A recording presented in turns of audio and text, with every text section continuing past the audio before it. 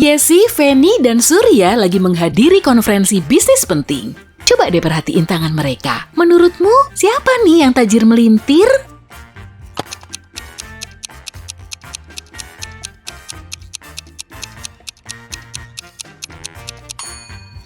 Surya pakai arloji Versace, tapi kayaknya sih arlojinya palsu. Masa tulisan Versace-nya pakai S double?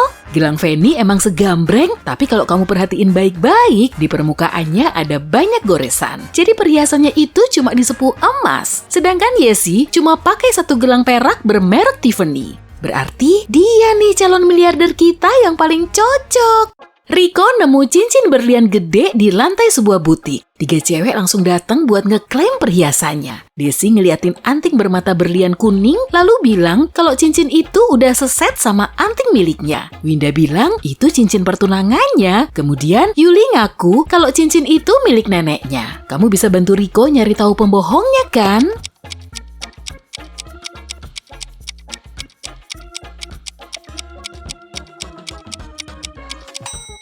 Anting Desi dihiasi bingkai emas pink, sedangkan cincin itu pakai emas putih.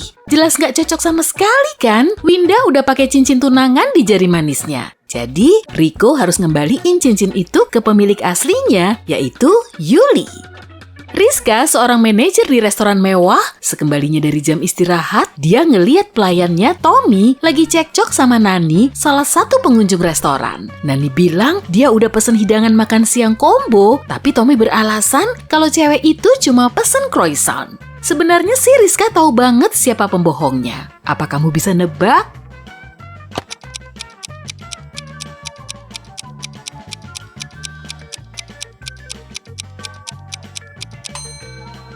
Ada keterangannya kok, kalau hidangan combo cuma tersedia antara jam 1 sampai jam 4 sore. Padahal jam dinding di dekatnya udah nunjukin jam 6 sore. Nani nggak akan mungkin pesen hidangan itu karena waktunya udah telat banget. Lihat gambar ini baik-baik ya, potongan mana yang paling cocok?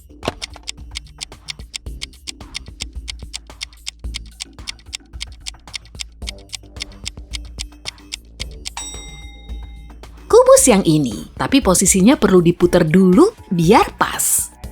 Penjaga terminal bus bernama Evan mendapat telepon misterius. Seorang pria tajir mau ngeprank teman-temannya yang mau nginep di resort pegunungan. Dia minta bantuan penjahat buat ngebajak bus dan semua penumpangnya, lalu mengantar mereka ke pesta pantai. Setelah mengetahui info ini, Evan langsung lari ke area parkir. Di sana, dia melihat 5 orang mulai memasuki bus yang akan menuju ke resort tadi. Apa kamu bisa bantu Evan buat nangkep pelakunya?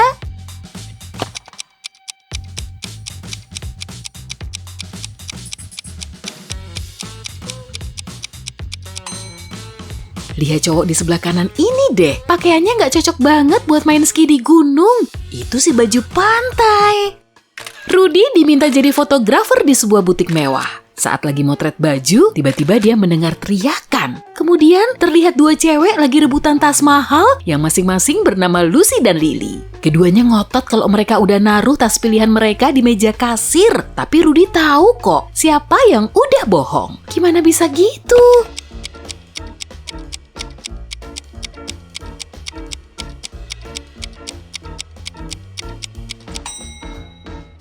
Kamu perlu ngelihat gambarnya baik-baik, tangan kanan Lily digips dan posisi tas itu berada di sebelah tangannya yang patah. Kalau tas itu memang punya Lily, harusnya dia udah naruh di sebelah kiri dong, pakai tangan kirinya ya kan? Jadi tas itu pasti punya Lucy.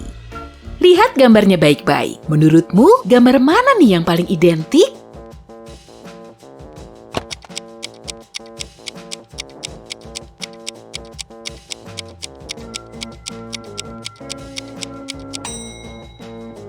Mantap, gambar 4 emang identik, tapi perlu diputar 180 derajat dulu. Petugas kepolisian mendapat telepon dari villa milik pengusaha terkenal bernama Pak Gani. Dia hilang sejak pagi setelah keluar rumah untuk main golf bersama pelatihnya. Polisi segera menginterogasi semua saksi. Si asisten rumah tangga bilang setelah sarapan, Pak Gani langsung pergi sekitar jam 10 pagi. Istrinya bilang dia udah pergi sejak subuh ke acara pemotretan sebelum Pak Gani bangun. Dan si pelatih pribadi bilang dia seharian cuma di rumah. Petugas langsung tahu salah satu satu dari mereka sudah berbohong. Memangnya siapa?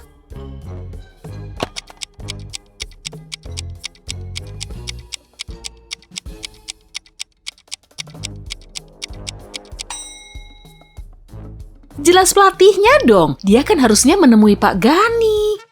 Ana lagi nginep di rumah neneknya yang tinggal di desa. Neneknya mau masak makan malam spesial. Jadi beliau minta sang cucu untuk ngumpulin jamur di hutan. Si nenek juga memberikan foto jamur khusus yang harus Ana petik. Dengan begini, Ana bisa tetap waspada karena di hutan banyak banget jamur beracun. Apa kamu bisa bantu Ana milihin jamur yang sesuai?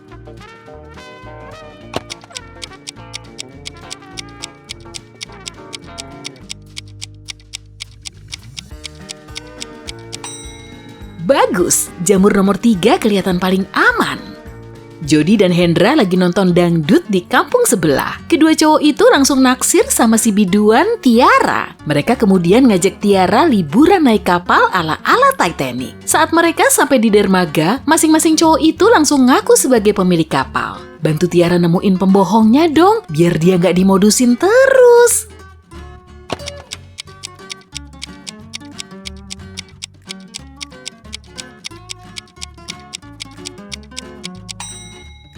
Amati kapalnya deh, jas kotak-kotak yang tergantung di situ cocok banget sama celana Hendra. Sedangkan arloji yang dipakai Jody kelihatan retak dan nunjukin jam 8 pagi. Padahal saat itu udah sore hari, orang kaya kok pakai arloji rusak. Minggu depan, bayi Miko dan Winda diprediksi bakal lahir. Tapi saat Miko lagi ngecat dinding, punggungnya tiba-tiba sakit. Dia pun jatuh, kemudian pingsan. Saat terbangun di rumah sakit, Miko sudah linglung. Ada 3 cewek berdiri di dekat ranjangnya. Dan masing-masing mengaku sebagai istrinya. Apa kamu tahu istri Miko yang asli?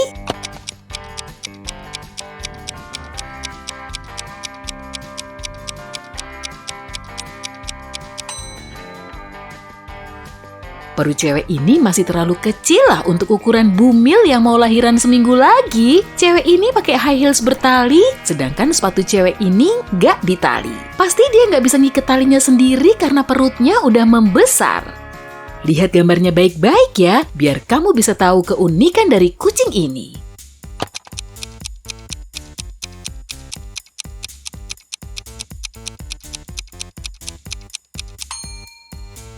Oh, itu dia yang kakinya kelihatan beda sendiri.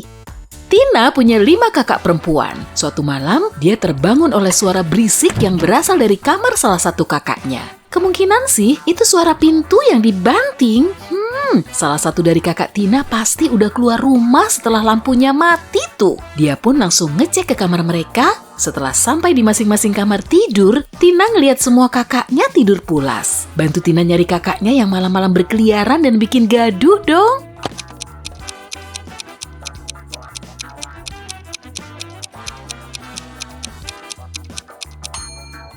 Pasti si kakak yang di tempat tidur ketiga. Dia nutupin sepatunya yang kotor pakai selimut. Tony ngajak tunangannya Diana, Sarah, dan anjing mereka ke rumah sang mama, Ibu Wildan. Keesokan harinya, anjing Diana hilang. Mengetahui ini, dia langsung menanyai ketiga orang lainnya. Saat itu Tony lagi nongkrong bareng teman SMA-nya. Sambil memperlihatkan kucing imut, Sarah bilang dia lagi asik main-main sama Annabul barunya. Sedangkan Bu Wildan langsung menjauh dari anjing Diana karena dia alergi sama Annabul. Jadi siapa nih yang udah bohong?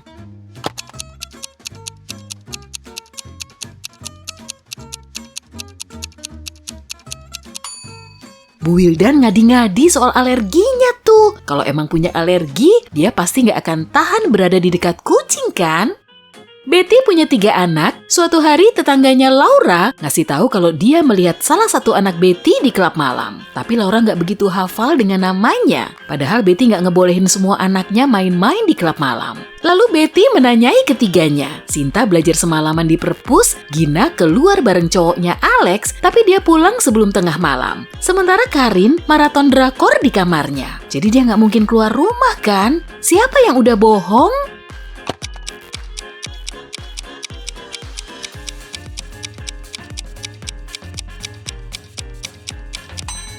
Pelakunya, Sinta. Lihat deh muka sama bajunya. Semuanya dipenuhi glitter. Emang di perpus harus pakai glitter ya? Wah, gajah ini rupanya lagi ketiduran. Dia punya mimpi aneh banget. Keesokan harinya, bayangan tubuhnya telah hilang. Setelah lelah nyari bayangannya sendiri sepanjang hari, dia mendatangi seorang penyihir. Si penyihir kemudian ngaku kalau dia udah nyuri bayangan gajah. Tapi dia siap ngembaliin bayangan itu kok kalau si gajah bisa mengenalinya. Apa kamu bisa bantuin milih bayangan yang sesuai?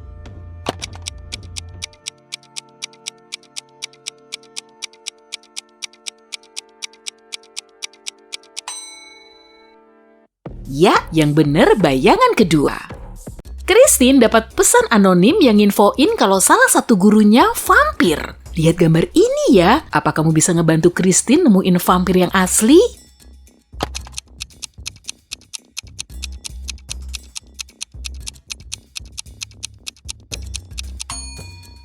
Mbak yang ini, di makanannya terdapat bola mata.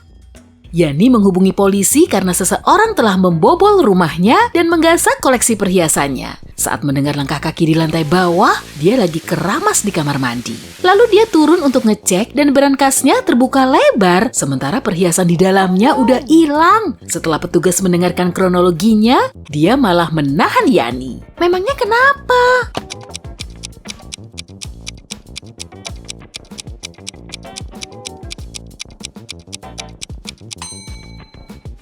Yani nggak akan bisa mendengar langkah kaki saat dia keramas di shower. Lihat gambarnya baik-baik ya, cari lebah yang paling beda.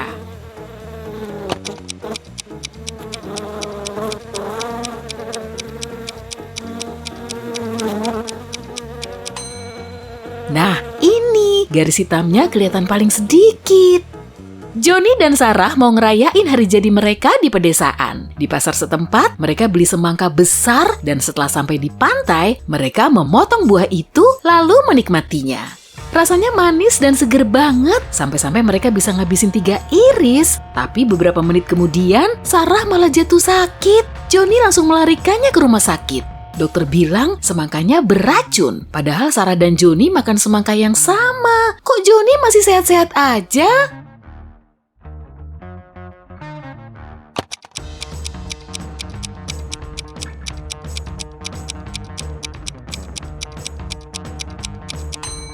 Racun itu terdapat pada bijinya. Sarah makan semangka sambil nelen bijinya, sedangkan Johnny enggak. Amati gambar ini baik-baik ya. Apa kamu bisa nemu gambar anjing di antara semua panda?